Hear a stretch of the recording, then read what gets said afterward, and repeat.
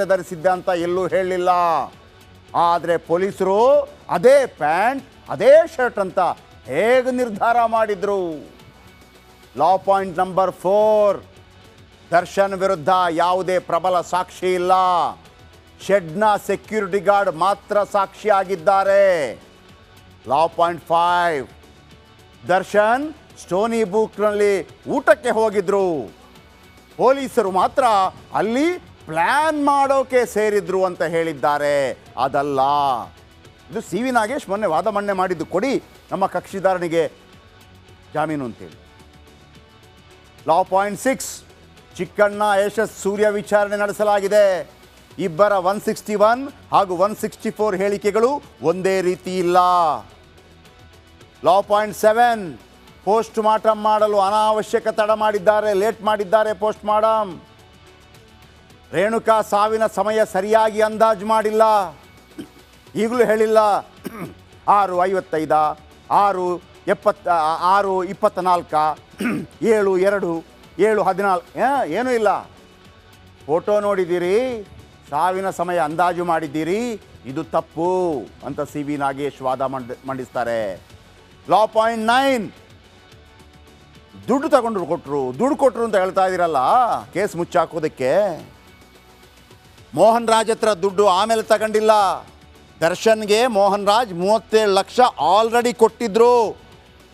ಅದನ್ನೇ ಸಾಕ್ಷಿಗಳಿಗೆ ನೀಡಲು ತರಲಾಗಿತ್ತು ಅಂತ ಹೇಳಲಾಗಿದೆ. ಅಂದರೆ ಸರೆಂಡರ್ ಆಗುವಾಗ ಜನ ರೆಡಿಯಾದರು, ದುಡ್ಡಿರಲಿಲ್ಲ ದರ್ಶನ್ಗೆ.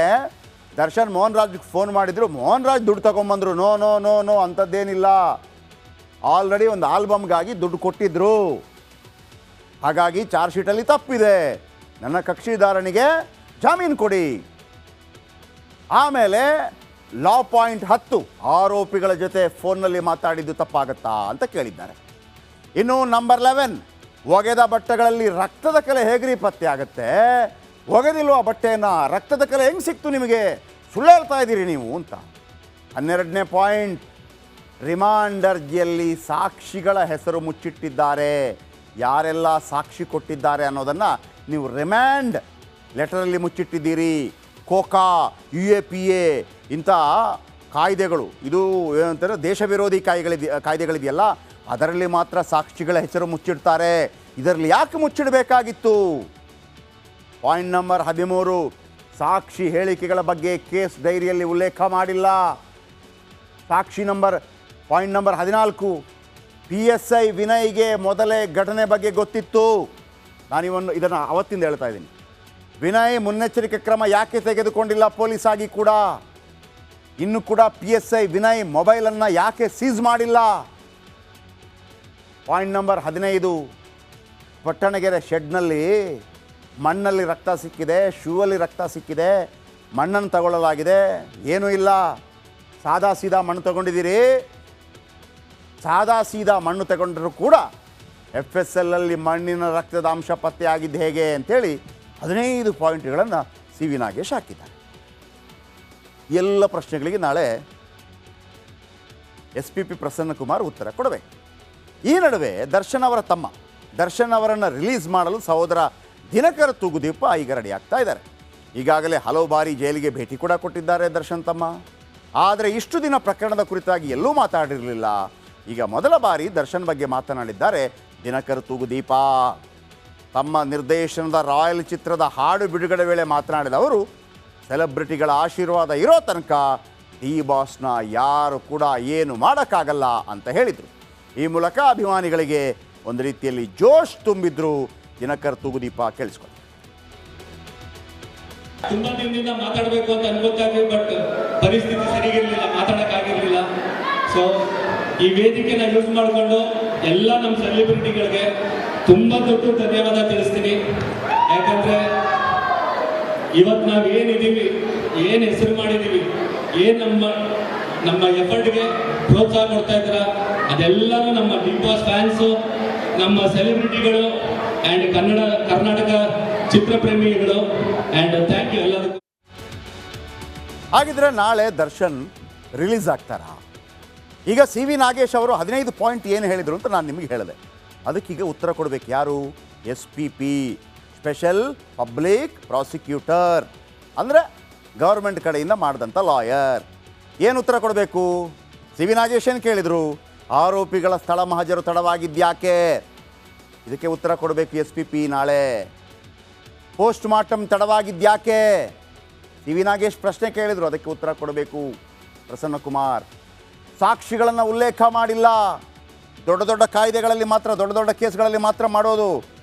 ಕೋಕಾ UAPAಯಲ್ಲಿ ಮಾತ್ರ ಸಾಕ್ಷಿಗಳನ್ನು ಮುಚ್ಚಿಡೋದು. ಇಲ್ಲಿ ಯಾಕೆ ಮುಚ್ಚಿಟ್ರಿ? ಉತ್ತರ ಕೊಡ್ತಾರೆ ನಾಳೆ. ವಿನಯ್ನ ಸಾಕ್ಷಿಯಾಗಿ ಯಾಕೆ ಪರಿಗಣನೆ ಮಾಡಿದ್ರಿ? PSI ವಿನಯ್ ಅವ ಸಾಕ್ಷಿ ಹೆಂಗಾಗ್ತಾನೆ? ಪೊಲೀಸ್ ಅಲ್ವಾ ಆತ? ಪ್ರಶ್ನೆ ಕೇಳಿದ್ದಾರೆ, ಉತ್ತರ ಕೊಡಬೇಕು ನಾಳೆ.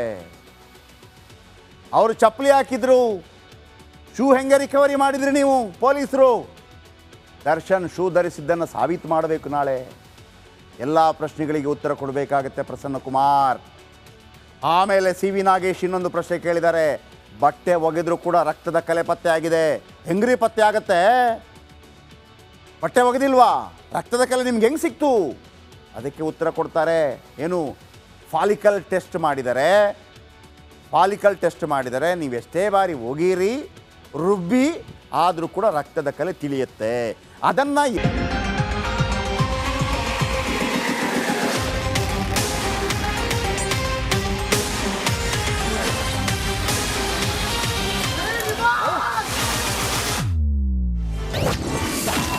Darshan lawyer mass ಕಾಕೆ toes. ಶುಭ ಮಂಗಳವಾರವೇ ಕಾಟೇರ ರಿಲೀಸ್. ಅಬ್ಬಬ್ಬ, ಕೋರ್ಟ್ನಲ್ಲಿ ಅದೇನ್ ಅಬ್ಬರ, ಅದೇನ್ ಲಾ ಪಾಯಿಂಟ್. ನಾವು ನೀವೆಲ್ಲರೂ ಸಿನಿಮಾಗಳಲ್ಲಷ್ಟೇ ಅಂತ ಖಡಕ್ ವಾದವನ್ನ ಕಂಡಿದ್ವಿ. ಆದ್ರೆ ರಿಯಲ್ ಲೈಫ್ ನಲ್ಲಿ ಸಿ.ವಿ. ನಾಗೇಶ್ ಅಂತಹ ವಾದವನ್ನ ಮಾಡಿದ್ರು. ರೇಣುಕಾ ಸ್ವಾಮಿ ಕೊಲೆ ಕೇಸ್ನಲ್ಲಿ ದರ್ಶನ್ ತಪ್ಪೇ ಮಾಡಿಲ್ಲ. ಲಕ್ಷ ಹಣದ ಹಿಂದಿನ ಕಹಾನಿ ಏನು? ಶೂನ, ಚಪ್ಲಿನ? ಹಿಂದಿಯವನು ಅದೆಂಗೆ ಕನ್ನಡದಲ್ಲೇ ಸಾಕ್ಷಿ ನುಡಿದ ಅಂತ ಪೊಲೀಸರನ್ನೇ ರುಬ್ಬಿ ಜಡ್ಜ್ ಒಂದು ಕ್ಷಣ ಕಕ್ಕಾಬಿಕ್ಕಿ ಆಗೋ ರೀತಿ ಮಾಡಿದ್ರು. ಅವರ ಪರಿಶ್ರಮಕ್ಕೆ ನಾಳೆ ಉತ್ತರ ಸಿಗುತ್ತಾ, ದರ್ಶನ್ಗೆ ಬೇಲ್ ಸಿಗುತ್ತಾ ಅಂತ ಅಭಿಮಾನಿಗಳು ಚಾತಕ ಪಕ್ಷಿಗಳಂತೆ ಉತ್ತರಕ್ಕಾಗಿ ಹುಡುಕ್ತಾ ಇದ್ದಾರೆ.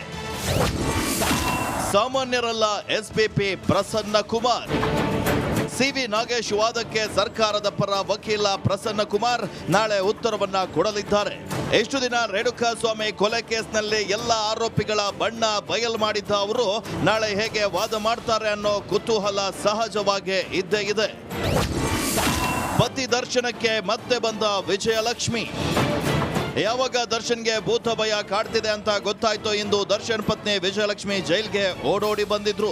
2 ಬ್ಯಾಗ್ಗಳಲ್ಲಿ ಡ್ರೈ ಫ್ರೂಟ್ಸ್ ಮತ್ತು ಬೇಕರಿ ತಿಂಡಿಗಳನ್ನ ತಂದಿದ್ರು.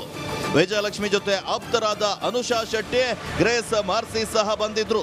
ವಿಜಯಲಕ್ಷ್ಮಿ ತಂಗಿ ಗಂಡ ಸುಶಾಂತ್ ಸೇರಿದಂತೆ ಒಟ್ಟು 6 ಜನರಿಗೆ ದರ್ಶನ್ ಭೇಟಿಗೆ ಅವಕಾಶ ನೀಡಲಾಗಿತ್ತು.